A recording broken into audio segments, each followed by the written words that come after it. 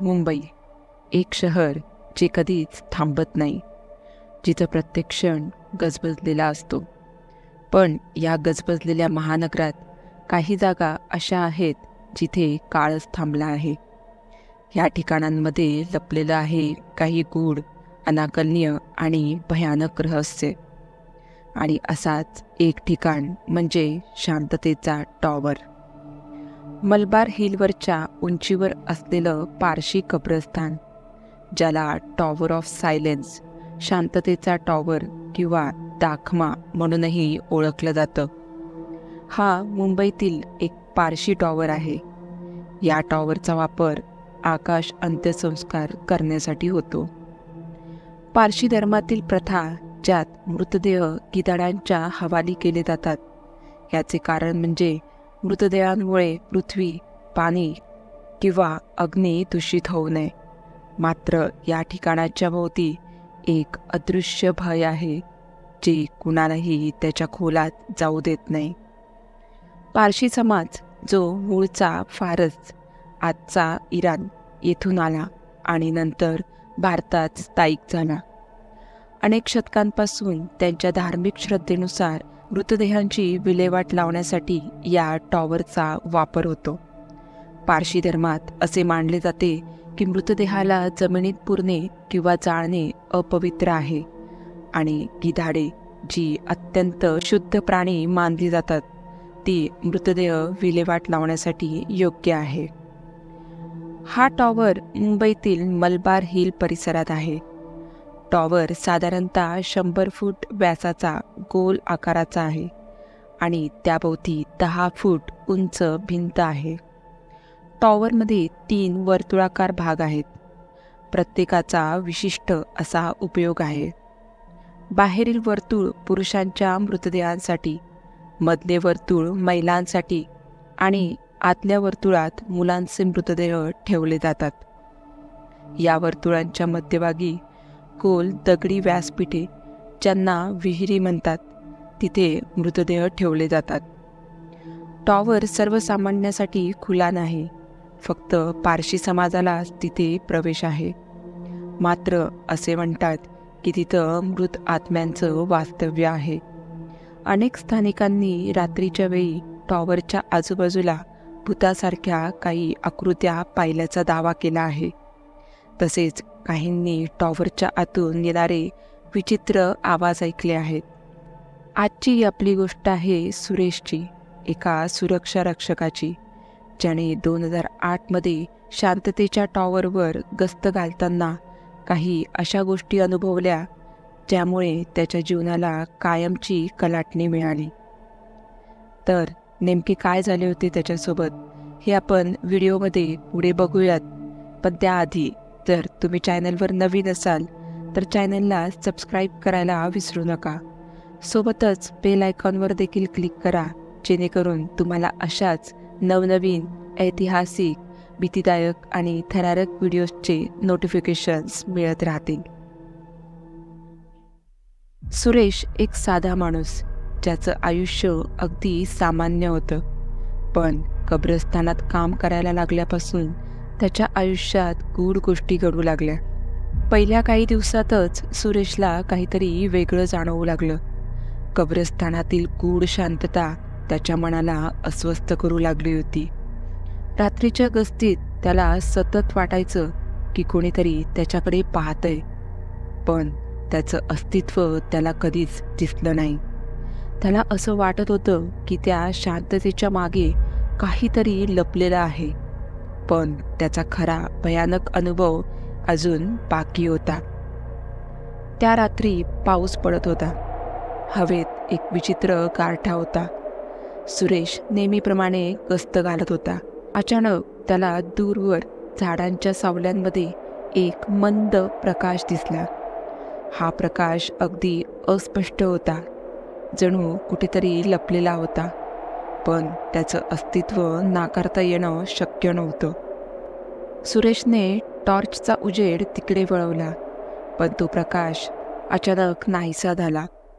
त्याने धाडस करून त्या दिशेने पाऊल टाकलं, पण तिथे पोहोचल्यानंतर त्याला काहीच दिसलं नाही. जणू तो प्रकाश कुठल्या तरी गूढ शक्तीनं नष्ट केला होता. अचानक एक तीव्र थंडी त्याच्या अंगावर आली आणि एक भयंकर कुजलेल्या मांसाचा वास त्याच्या नाकात शिरला. त्याच्या अंगावर सरसरून काटा आला आणि त्याला जाणवलं की या ठिकाणावर काहीतरी गडबड आहे. कशाचं तरी अस्तित्व आहे जे त्याला पाहता येत नव्हतं पण अनुभवता येत होतं. सुरेशने घाबरून गेटकडे जायचा प्रयत्न केला, पण जणू काही त्याच्या पावलांवर कोणीतरी वजन ठेवल्यासारखं झालं. त्याला हालचाल करणंही कठीण झालं. तो जेव्हा मागे वळाला तेव्हा त्याच्या कानात एक मंद सुस्कारा ऐकू आला. कोणीतरी त्याच्या खूप जवळ असल्याचं त्याला वाटलं, पण आजूबाजूला पाहिलं तेव्हा तिथं कोणीच नव्हतं. भीतीनं त्याचं हृदय जोरजोरात धडधडू लागलं. तेवढ्यात त्याच्यासमोर झाडांच्या सावल्यांमध्ये काहीतरी हलताना त्याला दिसलं, पण तिथे स्पष्ट असं काहीच नव्हतं. तो भीतीने पूर्ण हादरून गेला आणि आपल्या टॉर्चसह सगळं सोडून धावत सुटला. दुसऱ्या दिवशी त्याने आपला अनुभव आपल्या वरिष्ठांना सांगितला. त्यांनी त्याचं बोलणं ऐकून घेतलं, पण त्यावर त्याला समजवलं की हे फक्त त्याच्या मनाचे खेळ आहेत. परंतु सुरेशला ठाम विश्वास होता की त्या जागेवर काहीतरी गडबड आहे. त्याच्या मनात एक अस्वस्थता कायम राहिली होती. जणू काही त्या जागेने त्याला पकडलं होतं आणि आता सोडायला तयार नव्हतं. सुरेशची भीती इतकी वाढली की काही दिवसांनी त्याने कब्रस्तानातील नोकरी सोडायचा निर्णय घेतला.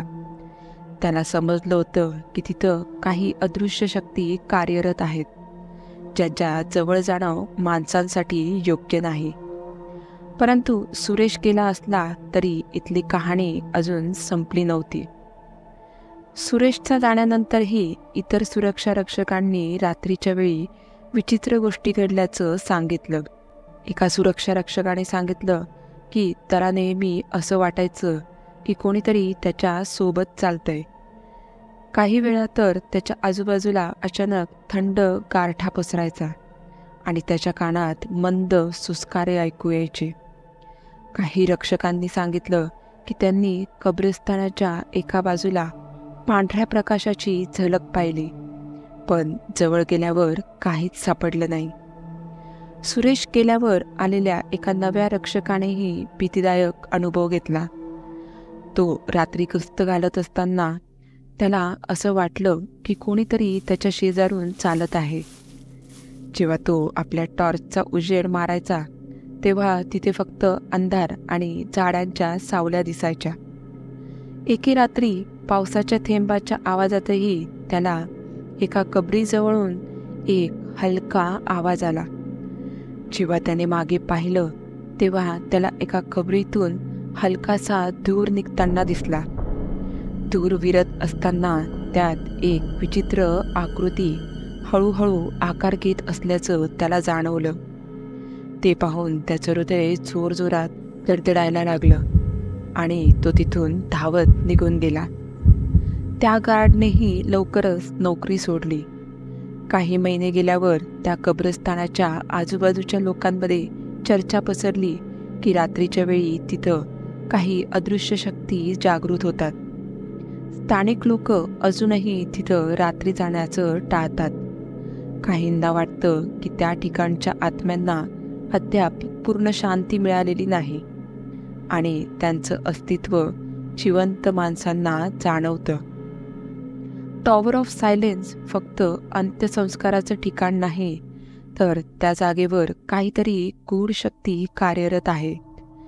त्या शक्ती रात्रीच्या अंधारात जाग्या होतात आणि त्या परिसरात जाणाऱ्या प्रत्येकाला एक विचित्र अनुभूती देतात. जणू तिथं असलेल्या आत्म्यांना इथल्या लोकांना काहीतरी सांगायचं आहे.